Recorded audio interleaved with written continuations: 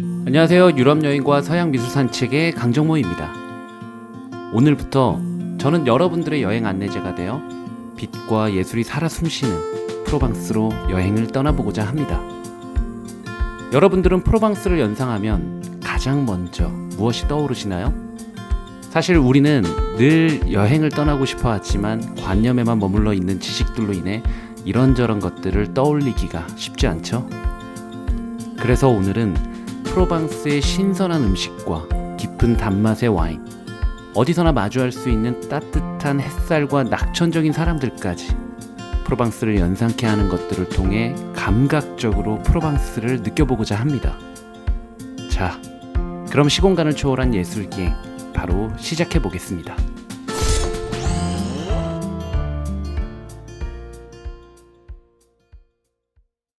먼저 이번 여행에서 우리가 비행기를 내리는 곳은 프랑스가 아닌 이탈리아입니다.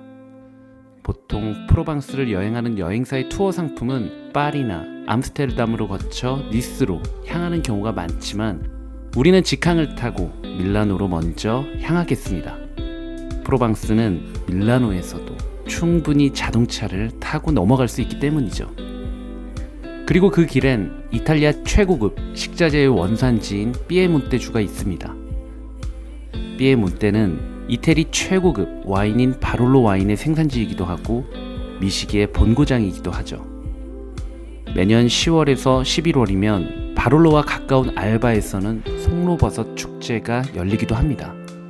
그리고 이곳에서 송로버섯 요리와 바롤로 와인을 즐기며 우리의 여행은 화려하게 막을 열죠. 좋았던 여행을 추억하면 언제나 훌륭한 음식이 있었습니다.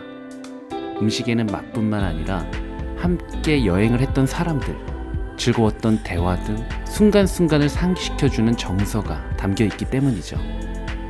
사실 피에몬테뿐만 아니라 프로방스에서도 미식 향렬은 이어집니다.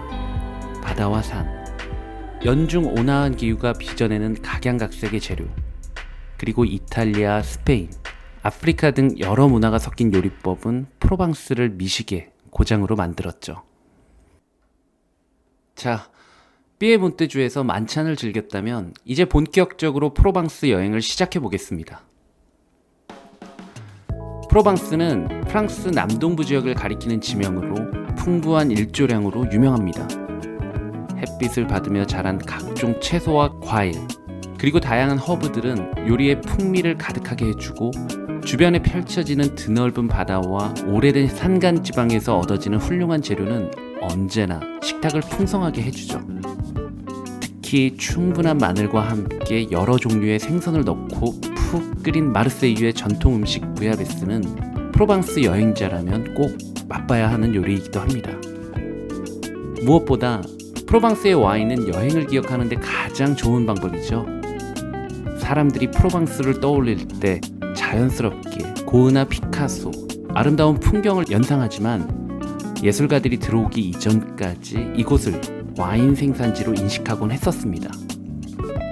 프로방스는 지중해성 기후에다 빛이 좋아 연간 일조량은 3,000시간에 달하고 해안가의 토양은 석회암, 편암, 석영 성분이 많아 훌륭한 포도를 재배하는 데 매우 이상적인 환경을 가지고 있죠.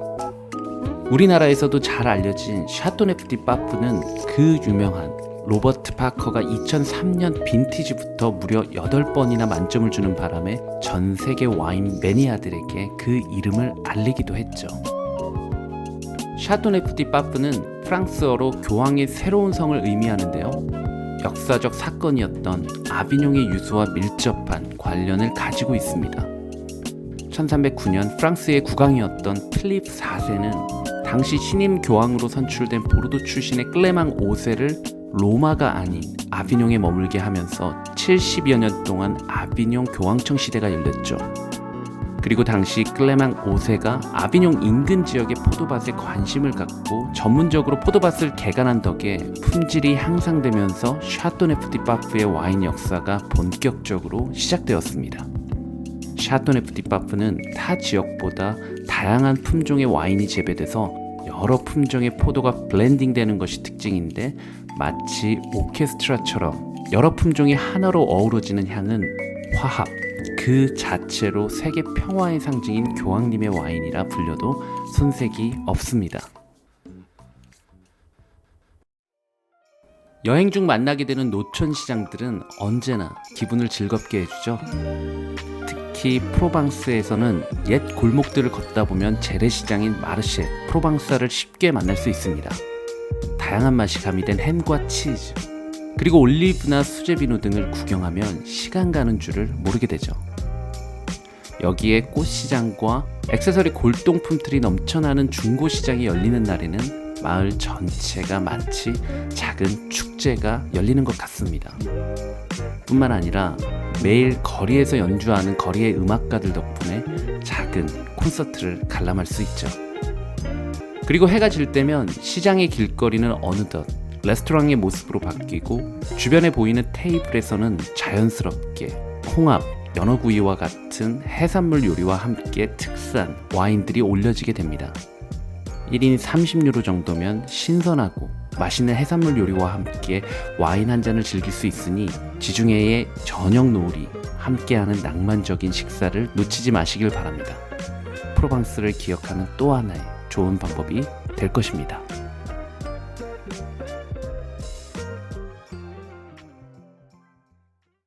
프로방스에서는 조그만 공터만 있으면 쇠공을 가지고 놀고 있는 사람들을 쉽게 마주칠 수 있습니다.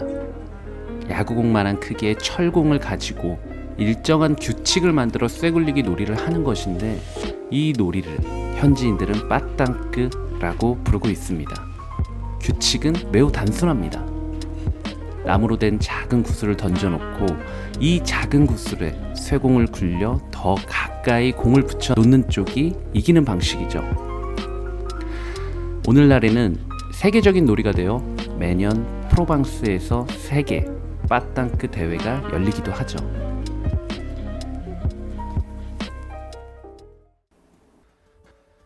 프로방스의 맛있는 미식은 사실 다양한 허브들이 맛의 비결입니다.